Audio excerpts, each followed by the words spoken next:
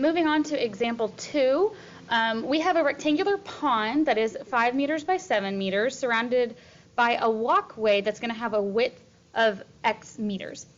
So we are going to be looking at the area of the region that is around the pond.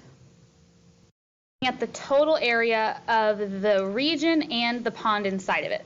So first we want to write the length and width as a function of X. So we're told that the width of our pond is 5 and the length of our pond is 7. So 5 by 7.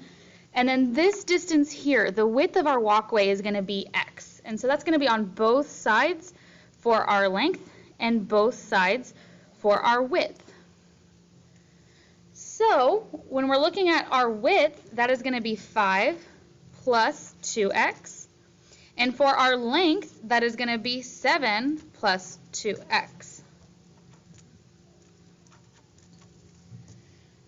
So we now want to look at the area of our region.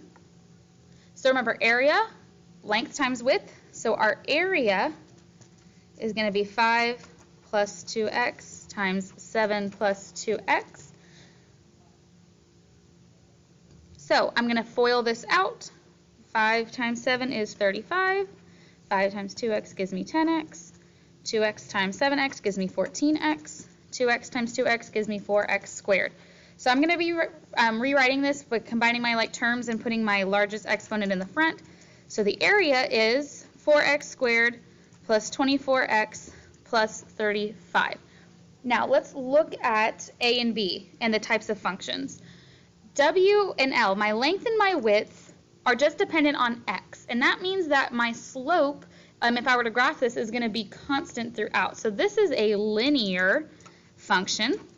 But then on B, when I go to my area, I've got that squared, x squared. So this is a quadratic function. Okay. Now, how do we predict the area of the regions when x is 1, 2, and 3? Now, that would be by plugging in 1 to my equation, 2 to my equation, and 3 to my equation. So when x equals 1, our area is going to be 4 times 1 squared plus 24 times 1 plus 35. So that's going to be 4 plus 24 plus 35 for a grand total of 63.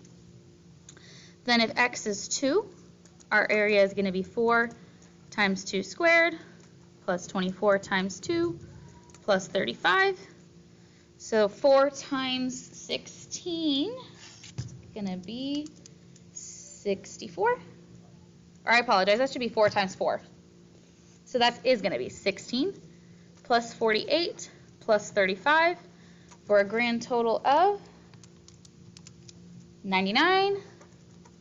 And last but not least, if x is 3, my area is going to be 4 times 3 squared plus 24 times 3 plus 35. So I'm just going to move over here since I'm running out of room. So that's going to be 4 times 9, which is 36, plus 24 times 3, which is 72, plus 35. And that is going to be a grand total of 143. Now, how do we find the x value that makes our region have an area of 150 square meters? So we want my area to be 150. Whoa, focus. Come on. This camera has a mind of its own. There we go. So we want our area to be 150, and that is a function as 4x squared plus 24x plus 35. And we want to find x. So remember when we did the pizza problem, when we wanted to find the size of the pizza that was $6, we're going to use our calculator to do this. So the first thing I need to do is get this equal to 0. So I'm going to subtract that 150. So 0 is equal to 4x squared plus 24x minus 115. So you could use either your quadratic formula to solve this, or we can use our calculator. So in y1, we're going to put our function. And in y2, we're going to put 0, and we are going to calculate the intersection. So 4x squared plus 24x minus 115. We're going to graph this. Second calc intersect. You got to arrow over. Oops, went a little too too far. Enter, enter, enter. And that intersection is about 3.14. So when x is about 3.14 meters, then we will get an area of 150 square meters.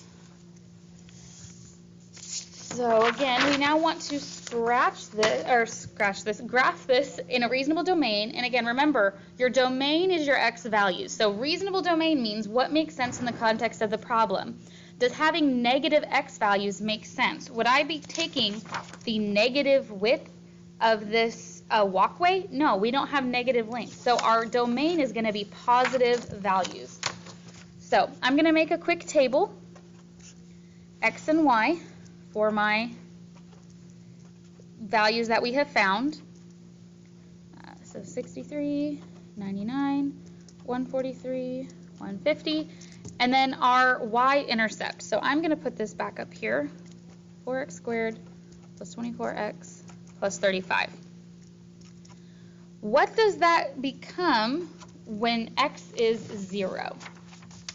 So if x is 0, 4 times 0 squared plus 24 times 0 plus 35. So those are both 0, and that leaves us with 35. So when we have a width of 0 for our walkway, that gives us an area of 35. So I'm going to graph this now, and again, I'm going to kind of scale my graph a little bit. So that'll be 1, 2, and 3. For my x values, my width of the walkway. And then I'm going to scale my y's by 30.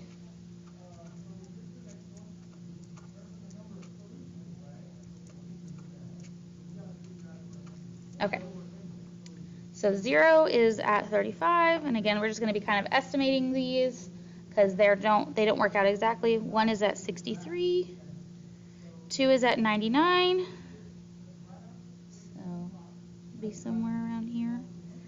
3 is at 143, so just shy of 150. And a little bit after 3 was when we finally reached that 150 point. So then I'm going to graph these together, and there is my parabola. Okay. Last part, we want to find a value of x that makes the walkway have an area equal to the area of the pond. So let's look back at our pond. Our pond is 5 by 7. So that means the area of our pond would be 35 square meters. Now looking at the table we have, the x value that makes our area of the total pond and walkway 35 is 0. So let's think about what that means. If the walkway width is 0, that means there is no walkway. So then the area we're left with is just the area of the pond. So when we have no walkway, we just have our rectangular pond.